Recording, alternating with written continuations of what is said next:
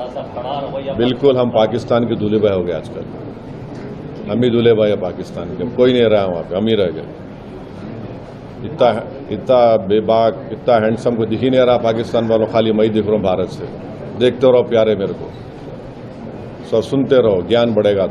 तुम्हारे दिमागों में जो भूसा भरा हुआ है साफ होगा, तुम्हारा इग्नोरेंस खत्म होगा। मैं पाकिस्तान का दूल्हा हूं, इसलिए जलते हैं। ओवैसी के बयान से पड़ोसी बिलबिला गए हैं। जी हां, ओवैसी ने खुद को पाकिस्तान का दूल्हा बता दिया है। उनके इस बयान पर अब पाकिस्तान को तीखी मिर्ची लग गई है। दरअसल जम्मू कश्मीर के पहलगाम में हुए आतंकी हमले में 26 निर्दोष लोगों की जान जाने के बाद AIMIM प्रमुख और हैदराबाद से सांसद असदुद्दीन ओवैसी एक बार फिर पाकिस्तान पर तीखा हमला बोलने के चलते सुर्खियों में आ गए हैं। जी हां, पाकिस्तान को सीधे शब्दों में आड़े हाथ लेने के बाद से वो छाए हुए हैं।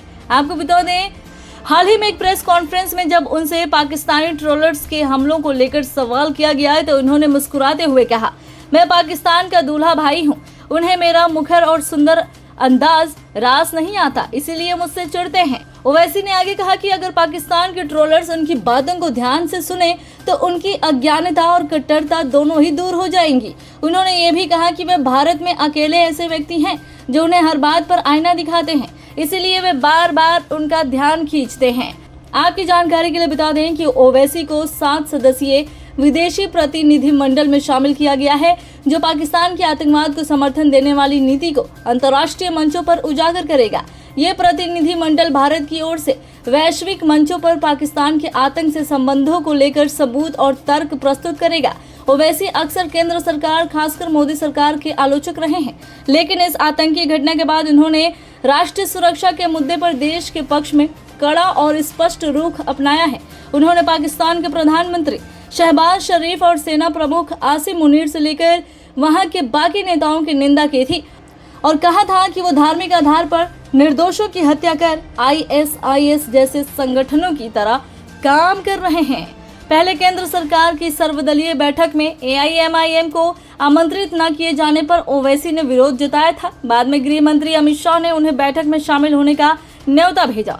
इसके बाद से ओवैसी केंद्र सरकार की ओर से विदेशी प्रतिनिधि मंडल में शामिल होने तक एक लंबी यात्रा तय कर चुके हैं। ओवैसी ने पाकिस्तान की परमाणु धमकियों पर भी रिएक्शन देते हुए कहा कि पाकिस्तान भारत से सिर्फ 1 घंटे नहीं बल्कि 50 साल पीछे है।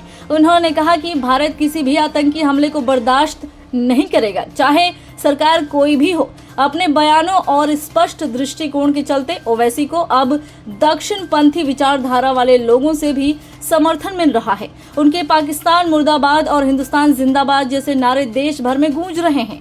ओवैसी ने साफ कर दिया कि डोमेस्टिक मामलों में वे केंद्र सरकार की आलोचना जारी रखेंगे, लेकिन जब बात भारत की सुरक्षा और संप्रभुता की होगी तो वे देश के साथ पूरी मजबूती से खड़े रहेंगे और ऐसा हो भी रहा है। वो देश के साथ खड़े दिखाई दे रहे हैं और उनको ट्रोल करने वालों को वो मुंह तोड़ जवाब दे रहे हैं और खुद को पाकिस्तान का दूल्हा भाई भी बता चुके हैं।